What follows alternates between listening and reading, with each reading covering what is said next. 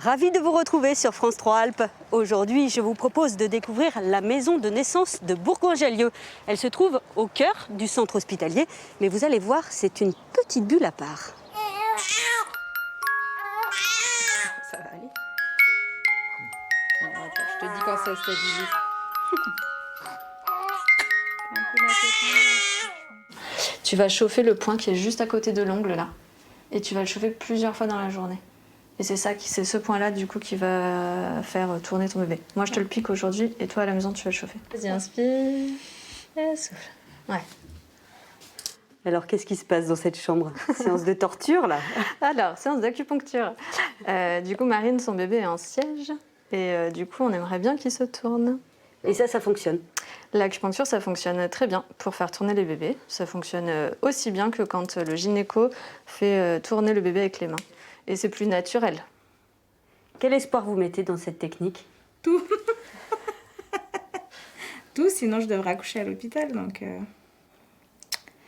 à l'hôpital, on se sent vite un ventre, un numéro. Mais là, non, ça n'a rien à voir. Alors, je vais te mettre un point là. Ça va.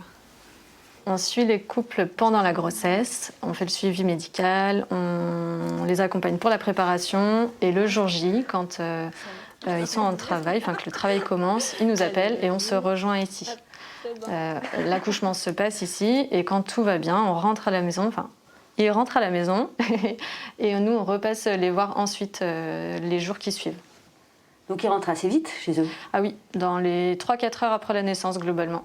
Tu me dis, c'est pareil, à un endroit, ça devrait être un peu plus. Là c'est vrai. Allez. T'inspires. Et alors du coup, quand ça se passe pas comme on l'a prévu? Quand ça se passe pas comme on l'a prévu, c'est qu'a priori, on est dans la limite de la physiologie et du coup, on a besoin de médicaliser, donc on transfère à la maternité.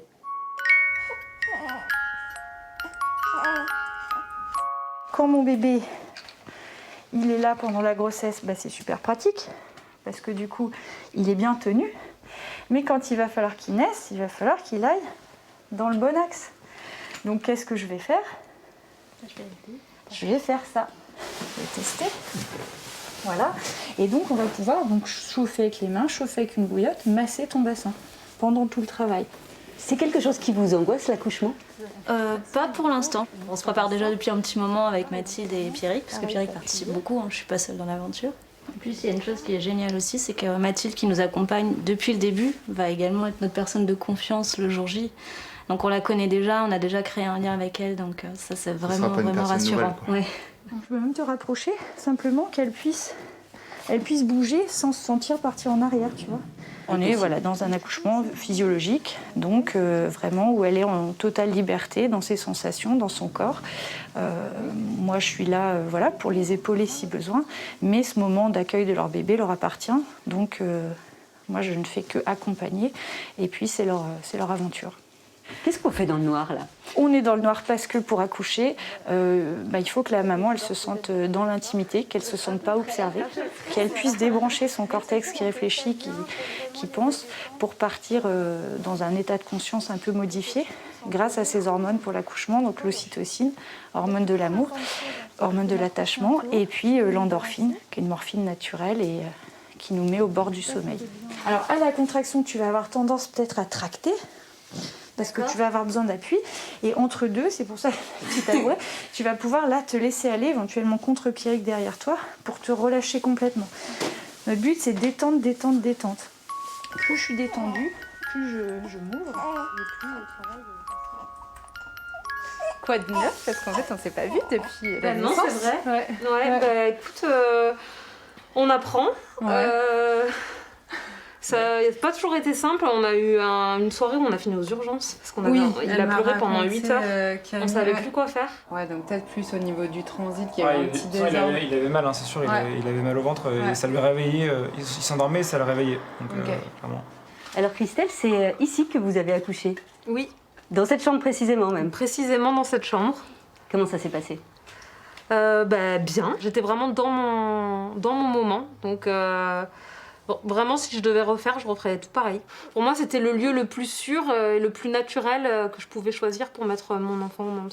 C'est comme un petit cocon, quoi. Et c'était vraiment... Moi, ça me correspondait tout à fait. Et j'étais complètement en phase avec elle et ça me faisait aussi plaisir d'être là et d'être présent et de pouvoir être dans les premiers moments juste à côté, de pouvoir être avant aussi, enfin tout ça c'était top quoi. Et d'accueillir le bébé Et aussi. d'accueillir le bébé, tout à fait, parce que j'ai pu le récupérer directement.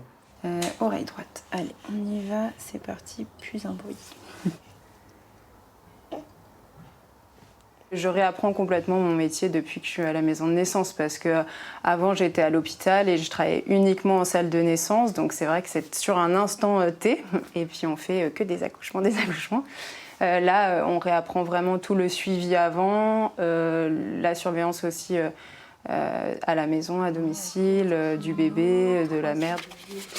Et les bébés allaités, souvent, ils font une courbe qui est très exponentielle au début et après, ils stagnent. Ok. Tu vas voir qu'après, en fait... Dans cette structure associative, 12 sages-femmes accompagnent la grossesse, l'accouchement et assurent le suivi. Elles se réunissent régulièrement. Moi, j'ai eu un super retour aussi sur l'atelier motricité libre fait par Marine Evra. Marine, ouais, tout à fait. Donc, je pense que ce serait bien de voir avec elle si elle est motivée pour reprogrammer. Nous, on a eu un café des émotions. C'était sympa, mais c'était très... Enfin, il y avait beaucoup d'angoisse, en fait, et c'était difficile en visio, du coup... De canaliser les angoisses. Ouais, c'est ça. Cette maison de Bourgoin-Jallieu, elle fait partie des 8 maisons en France qui faisaient une expérimentation sur les maisons de naissance. Vous avez un bilan? On est content d'avoir pu montrer que la qualité des soins en maison de naissance est au moins aussi bonne qu'en structure hospitalière. Dans toutes les maisons de naissance, on refuse du monde. Donc ça montre qu'il y a vraiment une envie sociétale d'une prise en charge un petit peu plus naturelle de la naissance pour un certain nombre de parents et de futurs parents. L'an passé, 114 bébés sont nés ici. C'est la plus grosse maison des naissances de France, après Paris. Allez, il est temps de retrouver votre journal des Alpes.